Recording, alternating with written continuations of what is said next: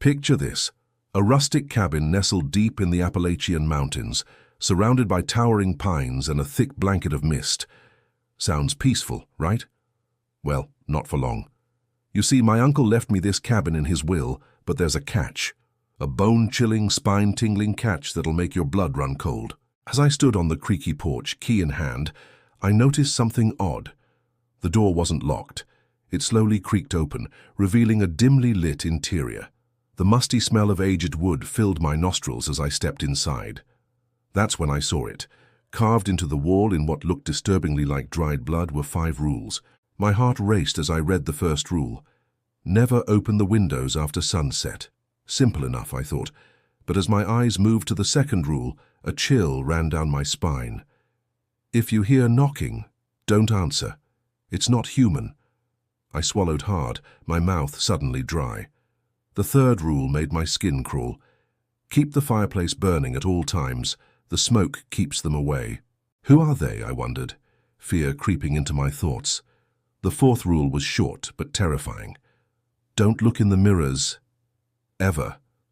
I instinctively glanced at the covered mirror in the corner, my imagination running wild with what horrors it might reflect. With trembling hands, I forced myself to read the final rule. If the clock stops, run. Don't look back. Don't stop running. As if on cue, the old grandfather clock in the corner let out a deafening chime, making me jump. I spun around, half expecting to see some nightmarish creature lurking in the shadows. But there was nothing. Just the eerie silence of the mountain and the faint ticking of the clock. I stood there frozen as the reality of my situation sank in. This wasn't just a cabin. It was a fortress against something unnatural. Something my uncle had been keeping at bay for who knows how long. As night fell, the shadows seemed to grow longer, darker. The woods outside became a black void, hiding untold horrors. I found myself constantly checking the windows, making sure they were securely shut.